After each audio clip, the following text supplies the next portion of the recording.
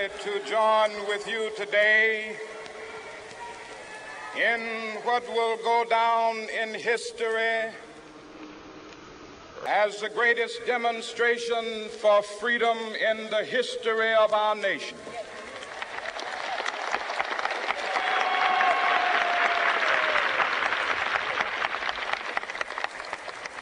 Five score years ago,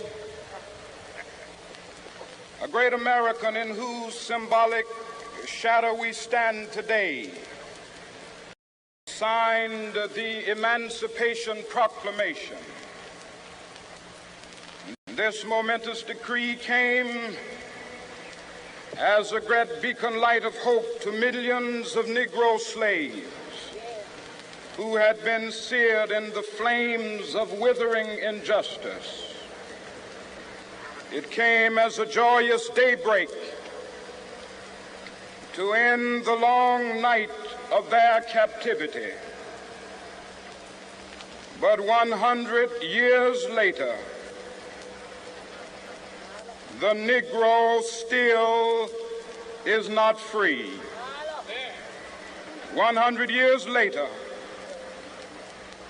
the life of the Negro is still sadly crippled by the manacles of segregation and the chains of discrimination. 100 years later, the Negro lives on a lonely island of poverty in the midst of a vast ocean of material prosperity. I have a dream that one day this nation will rise up and live out the true meaning of its creed. We hold these truths to be self-evident, that all men are created equal.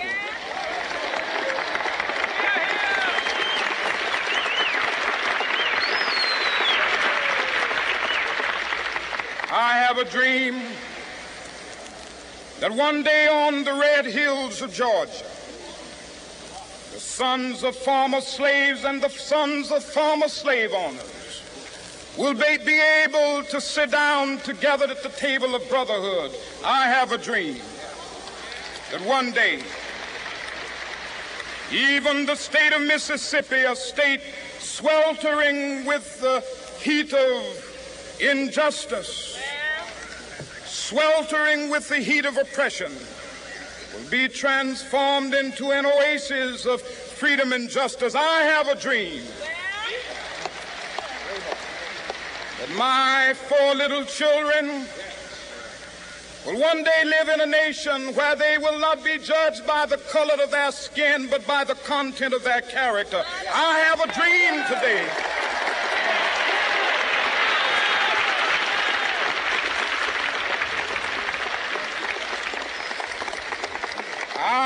a dream that one day down in Alabama, with its vicious racists, with its governor having his lips dripping with the words of interposition and nullification, one day right there in Alabama, little black boys and black girls will be able to join hands with little white boys and white girls as sisters and brothers. I have a dream today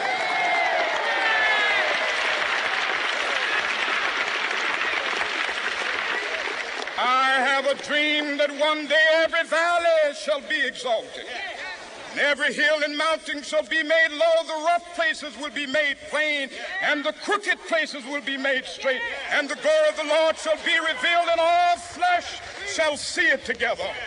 This is our hope. This is a faith that I go back to the South with. With this faith, we will be able to hew out of the mountain of despair a stone of hope.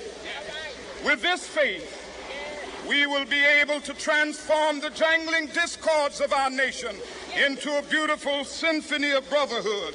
With this faith, we will be able to work together, to pray together, to struggle together, to go to jail together, to stand up for freedom together, knowing that we will be free one day.